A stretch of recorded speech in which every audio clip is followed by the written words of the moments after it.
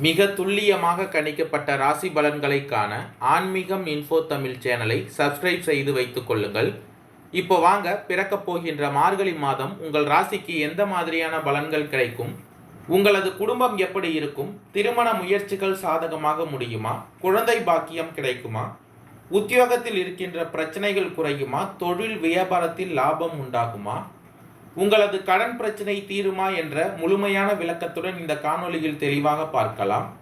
அதற்கு முன்னாடி மார்கழி மாதம் 1ஆம் தேதி உங்கள் ராசிக்கு கிரக நிலைகள் எப்படி இருக்கு அப்படின்னு பார்த்துக்கிட்டோம்னா, தனவாக்கு குடும்பஸ்தானத்தில் கேது பகவானும், சுகஸ்தானத்தில் புதன் பகவானும், பஞ்சமஸ்தானத்தில் உங்களுடைய ராசிநாதன் சூரிய பகவானும், ரணருணரோகஸ்தானத்தில் சுக்கிர பகவானும், கலத்திரஸ்தானத்தில் சனி பகவானும், அஷ்டமஸ்தானத்தில் ராகு பகவானும், தொழில் ஸ்தானத்தில் குரு பகவானும், அயன சயன போகஸ்தானத்தில் செவ்வாய் பகவானும் சஞ்சரித்து வருகின்றனர். மற்றும் இந்த மாதத்தில் கிரக பயிற்சிகள் அப்படின்னு பார்த்துக்கிட்டோம்னா, டிசம்பர் மாதம் 30ஆம் தேதி சுக்கிர பகவான் மகர ராசியிலிருந்து கும்ப ராசிக்கு பயிற்சி ஆகிறார். மற்றும் ஜனவரி மாதம் 1ஆம் தேதி புதன் பகவான் விருச்சக ராசியிலிருந்து தனுசு ராசிக்கு பயிற்சி ஆகிறார். இந்த கிரக நிலை மாற்றம் மற்றும் கிரக நிலை காரணமாக மார்கழி மாதத்தின் தொடக்கத்தில் உங்கள் ராசிநாதன் சூரிய பகவான் பஞ்சமஸ்தானத்தில் சஞ்சரித்து வருகிறார். உங்கள் ராசிக்கு 7ஆம் இடத்தில் சனி பகவானும் 10ஆம் இடத்தில் குரு பகவானும் சஞ்சரிப்பதால் புதிய திருப்பங்களும் நல்ல மாற்றங்களும் இந்த மாதத்தில் உங்களுக்கு உண்டாகும். வியாபாரம் விருத்தியாகும், கணிசமாக லாபமும் அதிகரிக்கும்.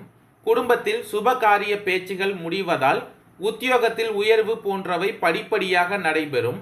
தன லாபாதிபதி புதன் பகவான் குரு பகவானை பார்ப்பதால் கடந்த மாதத்தை காட்டிலும் பொருளாதாரம் திருப்திகரமாக இந்த மாதத்தை மனதை மகிழ்விக்கும் மாதமாக அமையப் போகிறது. கடகத்தில் உள்ள செவ்வாய் பகவான் இந்த மாதம் முழுவதும் மகரத்தில் சஞ்சரிக்கும் சுக்கிர பகவானை பார்க்கிறார். உங்கள் ராசிக்கு 4, 9 ஆகிய இடங்களுக்கு அதிபதியானவர் செவ்வாய் பகவான். அவர் உங்கள் ராசியை பார்ப்பதால் வெற்றி வாய்ப்புகள் வீடு தேடி வரும். கும்ப ராசியில் சுக்கிர பகவான் சஞ்சரிக்கும் பொழுதும் செவ்வாய் பகவானின் பார்வை பதிகிறது.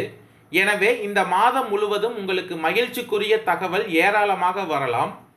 வெளிநாடு சென்று பணிபுரிய வேண்டும் என்று ஆர்வம் கொண்டவர்களுக்கு அதுக்கான கைகூடும். தொழிலில் லாபம் அதிகரிக்கும். நிறுத்தி வைக்கப்பட்ட தொழிலை மீண்டும் நடத்தும் முயற்சிகள் கைகூடும். உங்கள் ராசிக்கு பஞ்சமஸ்தானத்தில் விளங்குபவர் குரு பகவான். அவர் வக்கரம் அடைவது அவ்வளவு நல்லதல்ல. பூர்வ புண்ணிய ஸ்தானத்தில் வக்கரம் பெறுவதால் பூர்வ புண்ணிய ஸ்தானத்தின் வலிமை கொஞ்சம் குறையும். எனவே பாக பிரிவினைகள் சுமூகமாக நடைபெறாமல் போகலாம். அண்ணன் தம்பிக்குள் அரசல் புரசல்கள் ஏற்படும். வருமான தடை அதிகரிக்கும். எதையும் திட்டமிட்டு செய்ய முடியவில்லையே என்ற கவலைப்படுவீர்கள். அரசு வழி பிரச்சனைகளுக்கு கூட ஆளாக நேரிடும். எதையும் சமாளிக்கும் திறமை உங்களிடம் இருந்தாலும் இது போன்ற காலத்தில் அலுப்பும் சலிப்புமாக அதிகரிக்கும். மார்கழி மாதம் 15ஆம் தேதி கும்ப ராசிக்கு சுக்கிர பகவான் செல்கிறார். உங்கள் ராசிக்கு 3, 10 ஆகிய இடங்களுக்கு அதிபதியானவர் சுக்கிரன். அவர் சப்தமஸ்தானத்திற்கு செல்வது யோகமான நேரம்தான். தொழில் வளர்ச்சி திருப்தி தருவதாக இருக்கும். உங்களுடைய வருமானம் உயரும். உறவினர்களும் உடன் பிறந்தவர்களும் எதிர்பார்த்த உதவிகளை உங்களுக்கு செய்வார்கள். நகை வாங்குவதில் நாட்டம் செலுத்துவீர்கள். வியாபாரத்தில் குறுக்கீடுகள் அகலும். உங்களது அறியாற்றலை வெளிப்படுத்த நல்ல சந்தர்ப்பங்கள் இந்த மாதத்தில் கைகூடி வரும். மார்கழி மாதம் 17ஆம் தேதி தனுசு ராசிக்கு புதன் பகவான் செல்கிறார். உங்கள் ராசிக்கு 2, 11 ஆகிய இடங்களுக்கு அதிபதியானவர் புதன். அவர் பஞ்சமஸ்தானத்திற்கு வரும் பொழுது வருமானம் உயரும். வாழ்க்கை துணையின் தேவைகள் பூர்த்தியாகும். திருமண தடை அகலும். தெய்வ பிரார்த்தனைகளை நிறைவேற்றும் வாய்ப்புகள் உண்டாகும். வியாபாரம் செய்யும் இடத்தை மாற்றி அமைக்க முற்படுவீர்கள். ஸ்தம்பித்து நின்ற பணிகள் மீண்டும் தொடரும். உத்தியோகத்தில் பணி நீக்கம் செய்யப்பட்டவர்கள் மீண்டும் பணியில் சேருவதற்கான வாய்ப்புகள் இந்த மாதத்தில் உண்டாகும். பொது வாழ்வில் உள்ளவர்களுக்கு நண்பர்களால் நன்மை ஏற்படும். வியாபாரம் மற்றும் தொழில் செய்பவர்களுக்கு பங்குதாரர்களின் ஒத்துழைப்பு திருப்தி தருவதாக இருக்கும். உத்தியோகத்தில் உள்ளவர்களுக்கு உயர் அதிகாரிகளின் ஆதரவு கூடுதலாக கிடைக்கும். செவ்வாய் பகவான் வக்கரமடைந்து இருப்பதால் கடகராசியில் உள்ள செவ்வாய் நீச்சம் பெற்று வலிமை இழந்ததோடு இந்த மாதம் முழுவதும் வக்கரமடைகிறார். உங்கள் ராசிக்கு யோகம் செய்யும் கிரகம் செவ்வாய் பகவான் வக்கரமடைந்து இருப்பதால் எதிர்பாராத பிரச்சனைகளை சந்திக்க நேரிடும். அதிகார பதவியில் உள்ளவர்கள் அதிலிருந்து விலக நேரிடலாம். இது போன்ற காலங்களில் குலதெய்வ வழிபாடு, இஷ்ட தெய்வ வழிபாடுகளை மேற்கொள்வது நல்லது. குறிப்பாக யோக பலம் பெற்ற நாளில் குலதெய்வ கோவிலுக்கு சென்று வழிபட்டு வந்தால் தங்கு தடைகள் நீங்கும், தன வரவு திருப்தி தருவதாக இருக்கும். எதிர்மறை சிந்தனைகள் அதிகரிக்கும் நேரம் இது. நேர்மறை சிந்தனைகளை வளர்த்து கொண்டால் இந்த மாதத்தில் உங்களுக்கு நன்மை கிடைக்கும். மகம் நட்சத்திரக்காரர்களுக்கு பிறக்கப் போகின்ற மார்கழி மாதம் திட்டமிட்டு செயல்பட வேண்டிய மாதமாக அமையப் போகிறது. குரு பகவான் வக்கரமடைந்து இருப்பது நல்லது என்றாலும் இந்த மாதத்தில் செவ்வாய் பகவான் வக்கரமடைந்திருப்பது உங்களுக்கு நல்லதில்லை. இதுவரை குடும்பத்திற்குள் கேது பகவான் நெருக்கடிகளை உண்டாக்கி வந்துள்ளார். பண வரவிலும் தடை உண்டாகும். கொடுத்த வாக்கை காப்பாற்ற முடியாமல் போகும். தாய் வழி உறவினர்களால் அடைந்து வந்த நன்மை மாற்றம் உண்டாகும். வேலை பளு அதிகரிக்கும். உத்தியோகத்தில் நெருக்கடி அதிகரிக்கும். வியாபாரத்தில் இந்த மாதத்தில் நீங்கள் கூடுதல் கவனம் செலுத்துவீர்கள்.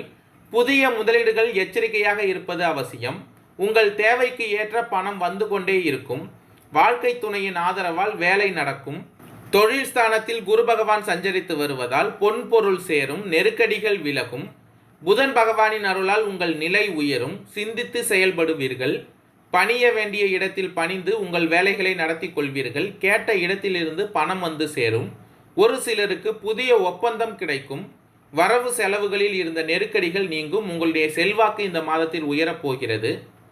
பூரம் நட்சத்திரக்காரர்களுக்கு பிறக்கப் போகின்ற மார்கழி மாதம் கவனமாக செயல்பட வேண்டிய மாதமாக அமையப் போகிறது. விரயஸ்தானத்தில் செவ்வாய் பகவான், சப்தமஸ்தானத்தில் சனி பகவான், அஷ்டமஸ்தானத்தில் ராகு பகவான், தனவாக்கு குடும்பஸ்தானத்தில் கேது பகவான் என்று சஞ்சரித்தாலும் நட்சத்திரநாதனும் ஜீவானாதிபதியான சுக்கிர பகவானின் சஞ்சார நிலை உங்களுக்கு சாதகமாக இருப்பதால் வருமானம் உயரும். வியாபாரத்தில் இருந்த தடைகள் விலகும். உத்தியோகத்தில் வேலை பளு அதிகரித்தாலும் நெருக்கடிகள் இல்லாமல் போகும். வாழ்க்கை துணையின் ஆதரவால் நினைத்ததை நடத்தி முடிப்பீர்கள்.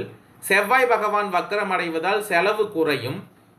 வீண் விரயம் இல்லாமல் போகும் என்றாலும் சுகஸ்தானத்திற்கு சஞ்சரித்து வரும் ராசிநாதனுக்கும் உங்கள் ராசிக்கும் சனி பகவானின் பார்வை உண்டாகி இருப்பதால் இந்த மாதத்தில் நீங்கள் கவனமாக செயல்படுவது நல்லது. வாழ்க்கை துணையின் உடல்நிலையில் இந்த மாதத்தில் கவனமாக இருக்க வேண்டும். நேரத்திற்கு சாப்பிடுவது, உறங்குவது இந்த மாதத்தில் நன்மை தரும். புதன் பகவான் வக்கர நிவர்த்தி அடைந்து இருப்பதால் சூழ்நிலை அறிந்து செயல்படுவீர்கள்.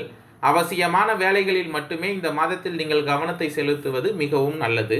உத்திரம் 1ஆம் பாத நட்சத்திரக்காரர்களுக்கு பிறக்கப் போகின்ற மார்கழி மாதம் யோசித்து செயல்பட வேண்டிய மாதமாக அமையப் போகிறது. உங்கள் ராசிக்கு 5ஆம் இடத்தில் சஞ்சரிக்கும் உங்களுடைய ராசிநாதன் சூரிய பகவான் மற்றும் சனி பகவானின் பார்வைகளால் உடல் நிலையில் சிறு சிறு சங்கடங்கள் ஏற்படும். இனம் புரியாத பயம் தோன்றி மறையும். உங்கள் ராசிக்கும் சனி பகவானின் பார்வைகள் இருப்பதால் உடல் நிலையில் கவனம் செலுத்துவதுடன் நண்பர்கள் வட்டத்தில் இணக்கமாக செல்வது இந்த மாதத்தில் நன்மையாக இருக்கும். வாழ்க்கை துணையின் நலனில் அக்கறை கொள்வது அவசியம். கூட்டு தொழிலில் சில சங்கடங்கள் தோன்றும் என்றாலும் பூர்வ புண்ணிய ஸ்தானத்தில் சஞ்சரித்து வரும் சுக்கிர பகவானால் நெருக்கடிகள் சமாளிப்பீர்கள். தேவையான அளவிற்கு வருமானம் வரும். பொன் பொருள் சேர்க்கை இருக்கும். நெருக்கடிகள் நீங்கும். புதன் பகவான் உங்களுக்கு சாதகமாக சஞ்சரிப்பதால் இந்த மாதத்தில் நீங்கள் புத்திசாலித்தனமாக செயல்படுவீர்கள். எந்த விதமான நெருக்கடிகள் வந்தாலும் அதை சமாளித்து விடக்கூடிய சக்தி உண்டாகும். இந்த மாதத்தில் அனைத்திலும் கவனமாக இருப்பது நல்லது. ராகு பகவானும் கேது பகவானும் குடும்பத்திற்குள் நெருக்கடிகளை ஏற்படுத்துவார்கள். எனவே உடல்நிலையில் கவனத்தை செலுத்துவது இந்த மாதத்தில் நல்லது. அதே போல புதிய முயற்சிகள் இந்த மாதத்தில் மேற்கொள்ள வேண்டாம். யாருக்கும் கடன் கொடுக்க வேண்டாம். தேவையற்ற செலவுகள் ஏற்படும் என்பதால் இந்த மாதத்தில் மிகவும் எச்சரிக்கையாக இருப்பது அவசியம். எதிலும் நிதானமாக இருக்க வேண்டியதும் அவசியம். நன்றி, வணக்கம்.